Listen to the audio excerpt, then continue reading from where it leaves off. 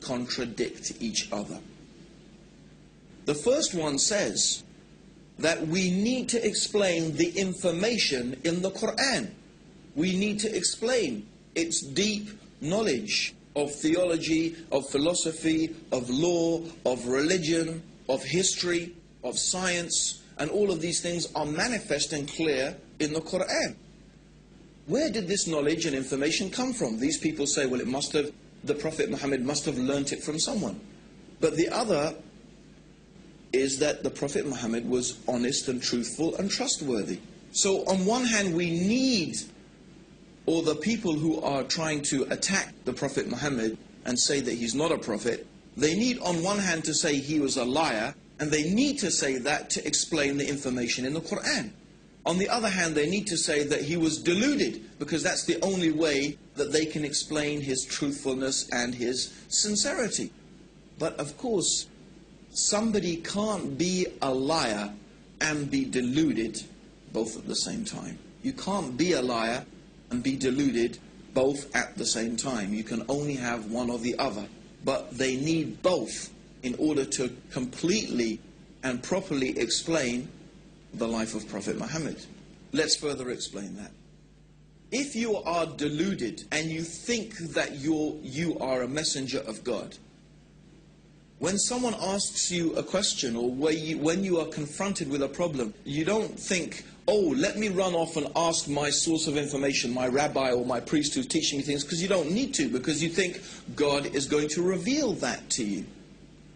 So a deluded person does not go off seeking information from someone or somewhere because that person believes that God is going to reveal that information to them. This is how a person who is deluded into thinking they are receiving revelation behaves. So we see the impossibility of having both things at the same time.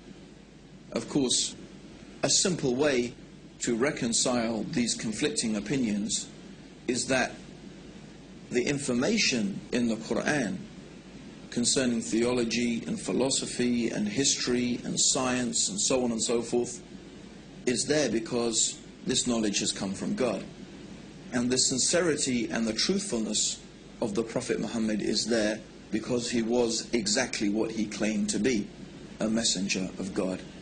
And in fact, this is the sincere and honest way to reconcile these two things, to come to the rational conclusion that the Prophet Muhammad must be what he claimed to be, a messenger of God.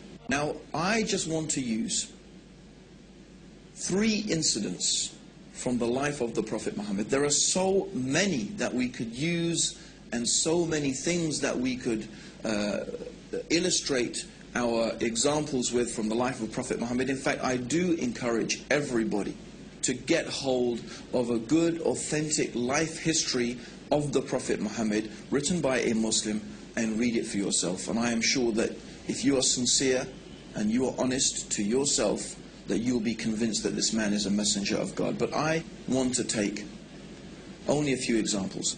The first example I want to take is in the early days of Islam, when the Prophet Muhammad had begun preaching his message, and the pagan Arabs, the leaders of pagan Arabian society, began to realize that the message of Islam was not going to go away. In fact, more and more people were becoming Muslim. And many of them were slaves and women, the most downtrodden and exploited people in society. And they began to see that Islam had the potential to upset their whole social structure and their status quo and their control over society. So they came with a proposition to the Prophet Muhammad. This is the leaders of the pagan Arabs. They said, look, if you want to be our king, if what you desire by calling people to this religion is to be our king, we will make you our king. If what you desire is money, then we will make you the richest man amongst us. If you desire women, name whatever women that you wish, and we will take the most beautiful women of Quraysh and marry them to you. And if you are suffering from some illness or from some disease that you say this spirit comes and talks to you, we will spend any amount of money and do whatever we can until you are cured from this illness. So if we really think about this offer that was made by the pagan Arabs to Prophet Muhammad. Every possible worldly motivation is there. Do you want to be the king? In other words, if the Prophet Muhammad is seeking to be a ruler and to be king, they'll say, we'll make you our king. You want to be rich? If that's your motivation, we'll give you money. You want women? We'll give you whatever women you like. You have some problem, you have some disease, we will spend whatever it takes until it is cured. What is there? What worldly offer is not contained in this offer? It's all there. If the Prophet Muhammad was motivated by any worldly needs or by any worldly desire, he could have accepted their offer and it would have been satisfied. So what was his reply? His reply to his uncle is famous. In one of the books of Seerah it is mentioned that, "Oh my uncle, if you give me the sun in one hand and the moon in the other, I will never leave off calling to this message." Or in another time he said to his uncle that I cannot abandon calling to this religion and to this message any more than you could take a torch and light it from the sun. So clearly, the Prophet Muhammad was not motivated by worldly desires. And we have to again pose the question, is this the manner of a liar? Is this the manner of a deluded person? Then another amazing incident that we want to narrate is when the Prophet Muhammad first publicly called people to Islam. A truly remarkable thing happened. He stood on the top of a mount, of a particular hill in Mecca called Mount Safa.